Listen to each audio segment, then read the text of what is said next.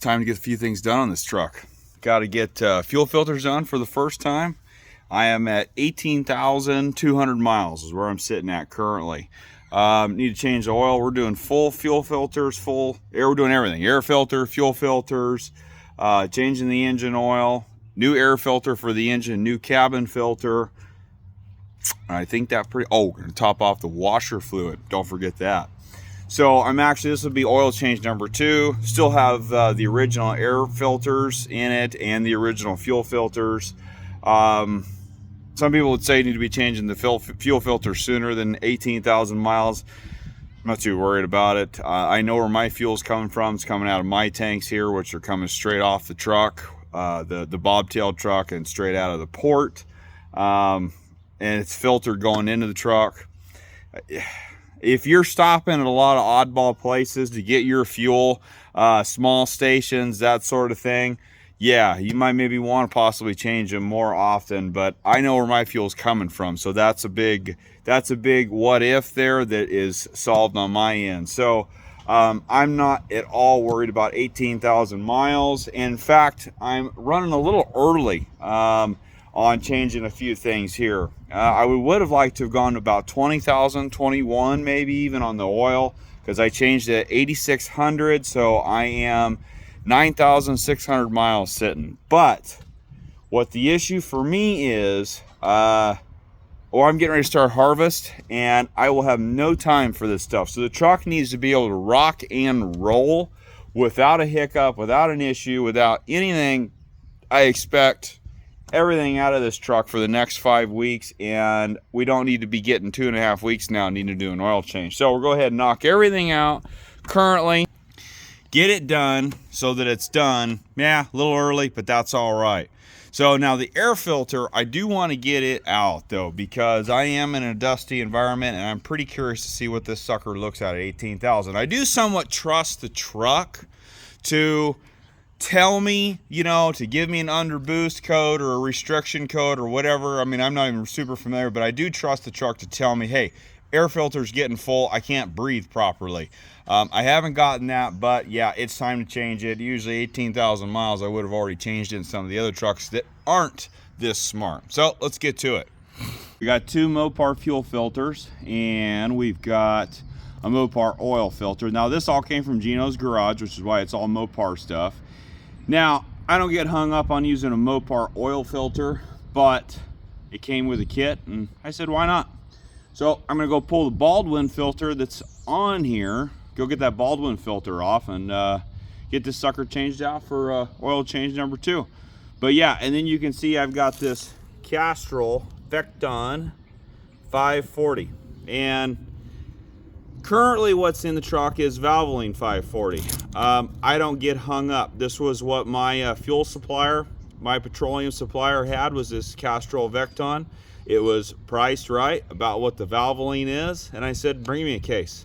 I don't get hung up on too much when it comes to oil. I think it's a way blown out of proportion, on the internet and everything. Just run a decent oil. Most all of them are decent oils, and change them on time. That's all that matters. So we're going to throw this Castrol in. We're going to run this for 12, 15,000 miles.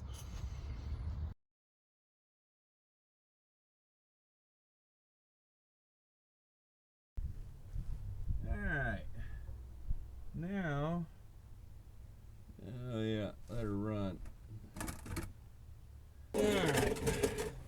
We'll slide our bucket of oil right in place there.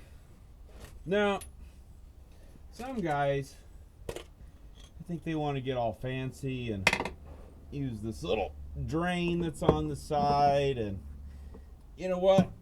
We ain't got time for that. Let's get her done here. Opened up. Get her changed. Tight sucker. Get down and dirty. A little fuel won't hurt anything. That's right. Nice and clear.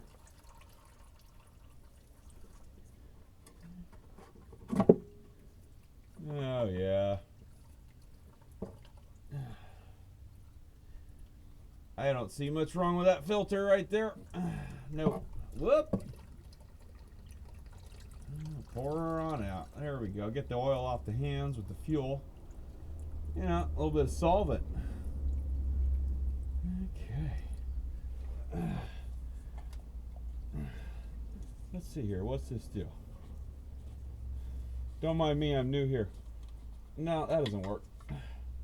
Oh! Okay, that's how it comes off. Got it. Alright. Okay.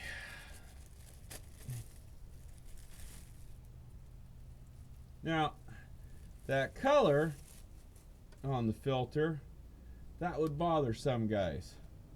That does not bother me in the slightest. Not an inclination of a problem at all. It's fine. That's what happens with diesel does. My diesel is clean from the source. Filters do that. Come on. Ah, there we go. Get off of there, son of a... Alright.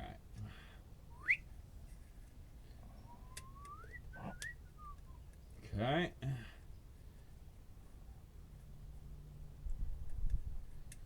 There it is. Move the bucket of oil. Going back in.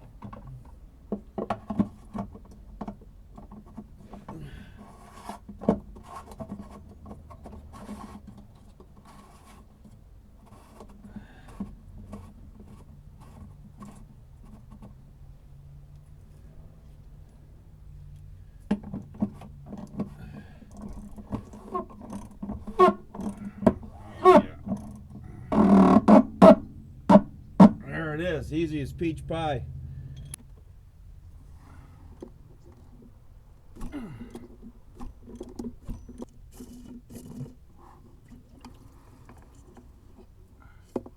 Get the lid out of the way. There's the lid. Oh yeah, that looks like a fuel filter in there.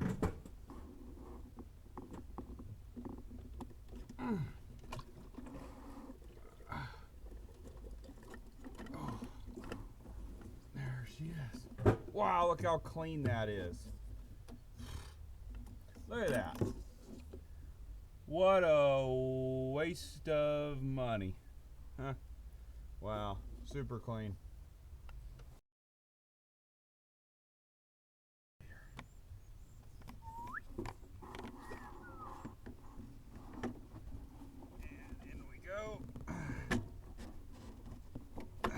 Woo.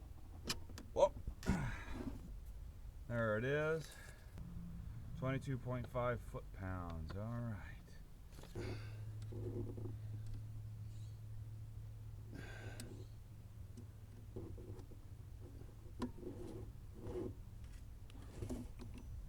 Okay.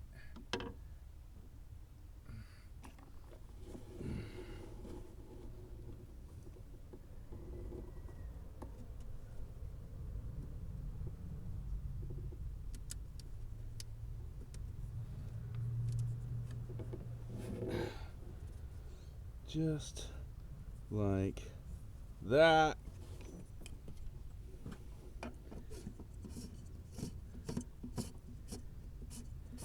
Put our lid back on.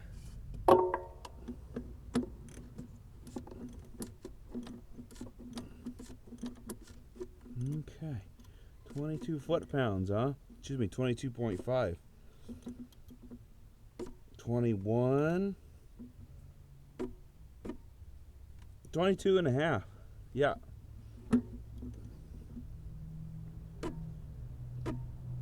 It's 23. All right. Now, the first time getting the filter off, let's see. Oh, there we go. That wasn't too bad. That wasn't too bad at all. First, people try to say, I've heard that the factory gets it on pretty tight. I didn't really have a whole lot of trouble. A little tighter than I personally would install it, but I didn't have much trouble getting the original filter off. And that one, obviously, you can see it's on there just right. Tight enough not to leak or come loose, but let's see here. What are we doing here? I don't think I can go through the bottom. I think we're coming out this way. Oh! See? Perfect. Now the 45 and 5500s, I've heard you can go out through the bottom. I guess the frame or something is shaped just a little different, or width or something like that. I don't know. This 3500 CNC, you service it through the side like this, like you do with a pickup, regular pickup. Okay. In.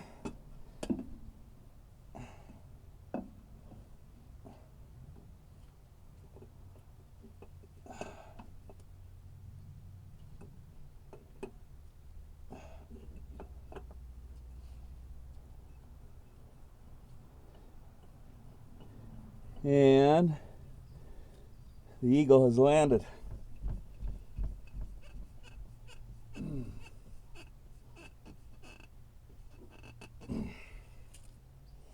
Okay, here we go.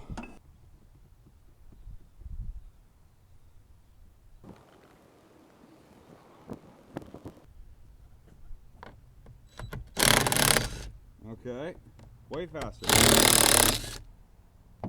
What are we hung up on?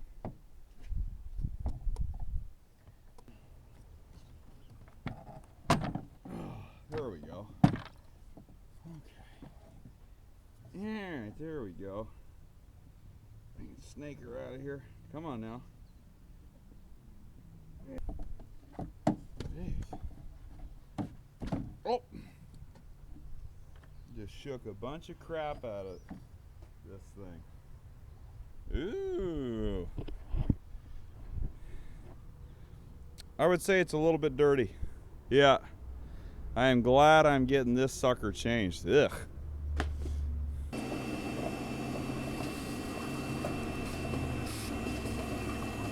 This new filter, this is the correct one. There's a deal about that with the 5th gens about the wrong filter causing regens. So this is indeed the correct. Don't quote me on numbers, I don't remember, but it's the right one.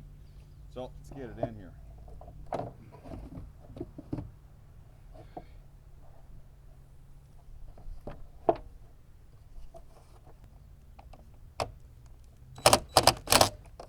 Okay, there it is.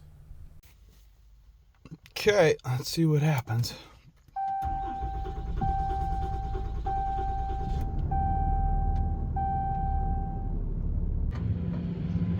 And away she goes. Ooh, that's warm.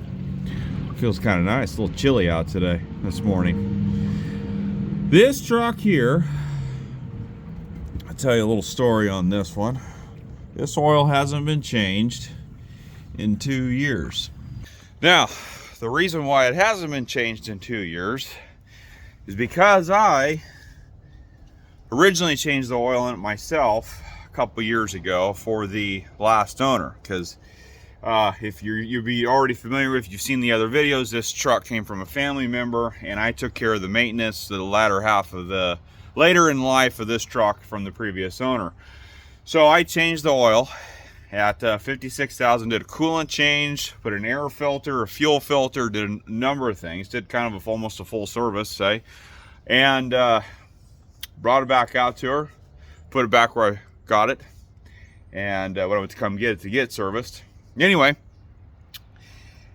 and when I went back to go buy the truck a year later, the mileage was, I think, maybe 1 mile more. It sat, it didn't do anything. So, hey, I ran it. So we got about 9,000 miles on this oil, and it's definitely time to pull it, and let's get it changed and check out the air filter. Fuel filter, not worried about it. Like I said, I put a new fuel filter in it. Fuel filter's got 8,500 miles. Doesn't need to be changed yet. I don't think so. I know where my fuel comes from, and I'm secure in my decision to run it another 8,500 miles.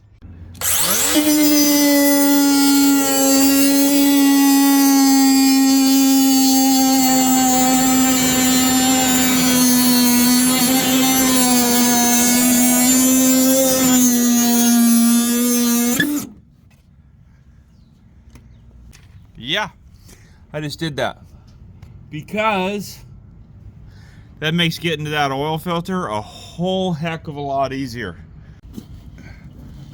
See? Look how easy that sucker is now. And in fact, it seems like on my new truck, isn't that already notched out on the newer ones? And I don't think, you know, it's pretty open back here. Look how open it is back there. Did I really? No, I made that easier to service. So let's get this filter out, get a fresh Wix in there. Now for oil, again, like I say, I personally feel like this gets blown way out of proportion, especially on the internet. Oil, changing oil is just as much or more important than the oil that's going into the truck, assuming it's the right viscosity and it's actually made for your vehicle. Okay, outside of that, but if you're using the right oil made for your vehicle, change it on time. That's what the important thing is. And what this is, what I use is, this is a house blend, my understanding anyway, blended by the fuel supplier that I use, my lubricant supplier. And this is a blend that is the Texaco, the old Texaco Ursa blend. And it is basically the same thing. My understanding is Chevron bought the rights to that old Texaco Ursa, and that is what has become the Chevron Supreme blend. And I personally think it's not as good as Delo 400, don't get me wrong, but I don't think it's that far off of Delo 400, and the cost on it is about half of Delo 400. So I put this thing in, I put this in everything. 5.9 Dodges, obviously the new truck takes the 540 full synthetic. I put this in my John Deere combines, my N14 tractors.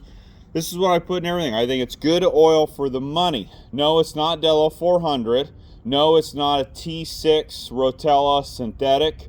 But if I'm changing oil on time, I think it's a good lubricant. It's definitely a better quality oil than some of those that are the bottom of the barrel, house brand, house blend, whatever, parts store lubricants. That's what I'm trying to say. This is definitely somewhere in between of those higher grade Delo 400s and, like I said, your base model or your base quality house brand parts store blends. So bottom line is, for me, is what I'm trying to do is I'm trying to get the maximum amount of oil quality for my dollar. And you have to examine what it is that you're putting the oil in, what it's being used for, and that determines on what kind of oil you really need. You know, do you need AMSOIL or Royal Purple or some of these boutique super synthetics in a truck that you drive 3,000 miles a year as a pleasure vehicle? Well, and it's not making buku horsepower? No, you're wasting your money because you're probably draining it every 12 months anyway. So something like this that I'm pouring in, that's the perfect oil. And I have numerous trucks and tractors, equipment, and everything that aren't huge, high hour, high mile per year, and they get drained more on a 12-month interval than they do topping out on mileage or hour service. So that's where the high dollar oils don't pay in my application. Yeah, that's not bad at all.